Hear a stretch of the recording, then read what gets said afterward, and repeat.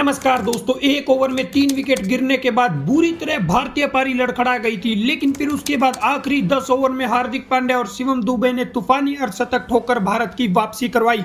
लेकिन फिर उसके बाद इंग्लैंड के ओपनर बल्लेबाजों का आया तूफान, लेकिन पावर प्ले खत्म होने के बाद भारतीय टीम के गेंदबाजों ने इस रोमांचक मुकाबले में किया कमबैक।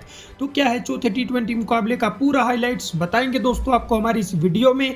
लेकिन दोस्तों, अगर आप भी हार्दिक पांड्या और भारतीय टीम के फैन है तो इस वीडियो को एक दिल से लाइक और चैनल को सब्सक्राइब कर लीजिएगा। वीडियो का लाइक टारगेट केवल 200 लाइक्स है। दोस्तों, चौथे टी20 मुकाबले में इंग्लैंड ने टॉस जीतकर पहले गेंदबाजी करने का फैसला किया। वहीं भारतीय टीम की तरफ से पहले बल्लेबाजी करने संजू सैमसन और अभिषेक शर्मा आए, लेकिन भारतीय टीम की शुरुआत बेहद ही खराब रहती है। पहले ओवर में भारतीय टीम 12 रन बना लेती है, लेकिन फिर उसके बाद दूसरे ओवर में संजू सैमसन आते ही 1 रन के स्कोर पर आउट हो जाते हैं और भारतीय टीम को 12 रन के स्कोर पर पहला झटका लगता है। फिर अगली ही गेंद पर तिलक वर्मा आते ही 0 रन के स्कोर पर बाउंड्री पर आउट हो जाते हैं और 12 रन के स्कोर पर भारत को दूसरा झटका लगता है।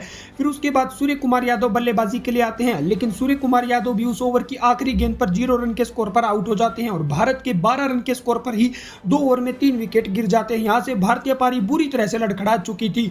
लेकिन फिर उसके बाद अभिषेक शर्मा का साथ निभाने रिंकू सिंह आते हैं। इन दोनों ही बल्लेबाजों के बीच शानदार पार्टनरशिप होती है, लेकिन विकेट गिरने की वजह से ये दोनों बल्लेबाजों पर बिल्कुल भी प्रेशर नहीं था। दोनों ही बल्लेबाज तूफानी अंदाज में बल्लेबाजी करते हैं और भारतीय टीम को 50 रनों के पार पहुंचाते हैं। लेकिन फिर उसके बाद आदिल रशीद को स्वीप शॉट लगाने के चक्कर में 29 रन पर ओपनर बल्लेबाज अभिषेक शर्मा आउट हो जाते हैं और भारतीय टीम को 57 रन के स्कोर पर चौथा बड़ा झटका लगता है। और फिर उसके बाद रिंकू सिंह का साथ निभाने शिवम दुबे आते हैं और इन दोनों बल्लेबाजों के बीच भी शानदार पार्टनरशिप होती है। रिंकू सिंह एक छोर पर अच्छी बल्लेबाजी कर रहे थे और शिवम दुबे भी आते ही शानदार छक्का लगाते हैं।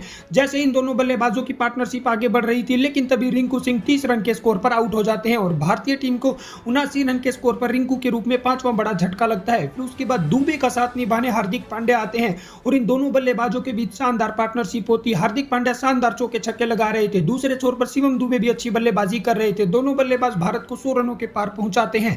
फिर उसके बाद ये और तेजी से रन बनाने लगते हैं। आखिरी के 5 ओवर में इन दोनों बल्लेबाजों ने काफी ताबड़तोड़ अंदाज में बल्लेबाजी की। पहले हार्दिक पांड्या ने अपना अर्धशतक पूरा किया, लेकिन अर्धशतक पूरा करने के बाद वो 53 रन के स्कोर पर आउट हो जाते हैं और भारत को हार्दिक के रूप में 166 रन के स्कोर पर छठा बड़ा झटका लगता है। फिर उसके बाद शिवम दुबे का साथ निभाने अक्षर पटेल आते हैं। तभी दूसरे छोर पर शिवम दुबे भी अपना शानदार अर्धशतक पूरा करते हैं, लेकिन अक्षर पटेल 5 रन के स्कोर पर एक छोर पर आउट हो जाते हैं और भारत को 180 रन के स्कोर पर अक्षर के रूप में 7वां बड़ा झटका लगता है। फिर उसके बाद शिवम दुबे भी आखिरी गेंद पर 2 रन लेने के चक्कर में 53 रन पर आउट हो जाते हैं और भारतीय टीम 20 ओवर में 181 रन 9 विकेट के नुकसान पर बनाती है और जवाब में 182 रनों के लक्ष्य का पीछा करने उतरी इंग्लैंड की टीम की तरफ से फिल सोल्ट और बेन डकेट ने पारी की शुरुआत की। लेकिन इस मुकाबले में दोनों ही बल्लेबाजों ने काफी ताबड़तोड़ अंदाज में बल्लेबाजी की। दोनों ही बल्लेबाज भारतीय गेंदबाजों की पिटाई कर रहे थे। पावर प्ले में दोनों ही बल्लेबाजों ने इंग्लैंड की टीम के स्कोर को 50 रनों के पार पहुंचा दिया था।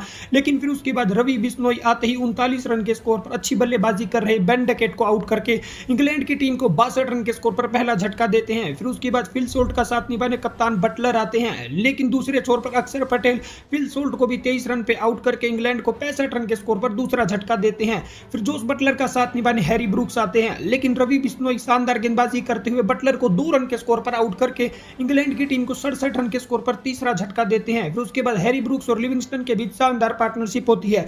दोनों ही बल्लेबाज रन बना रहे थे, लेकिन तभी लिविंगस्टन को हर्षित राणा जो सब्स्टिट्यूट आए थे वो 9 रन के स्कोर पर आउट करके इंग्लैंड की टीम को 95 रन के स्कोर पर चौथा बड़ा झटका देते हैं। अब यहां से इंग्लैंड की टीम बैकफुट पर जाती जा रही थी और आखिरी 38 गेंदों पर इंग्लैंड की टीम को जीत के लिए 68 रन चाहिए थे। हैरी ब्रूक्स एक छोर पर काफी ताबड़तोड़ अंदाज में बल्लेबाजी कर रहे थे और जैकोब बैथल उनका साथ निभा रहे थे। लेकिन फिर उसके बाद हैरी ब्रूक्स ने हर्षित राणा के एक ओवर में काफी रन बटोर लिए थे। फिर उसके बाद अगले ही ओवर में वरुण चक्रवर्ती को चौका लगाकर हैरी ब्रूक्स ने अपनी हाफ सेंचुरी पूरी कर ली थी। लेकिन फिर उसके बाद वरुण चक्रवर्ती ने 51 रन के स्कोर पर हैरी ब्रूक्स को आउट करके इंग्लैंड की टीम को 129 रन पर 5वां झटका दिया और हैरी ब्रूक्स के आउट होने के बाद क्रेज को भी 0 रन के स्कोर पर उसी ओवर में वरुण चक्रवर्ती ने आउट करके इंग्लैंड की टीम को 133 रन पर छठा बड़ा झटका दिया।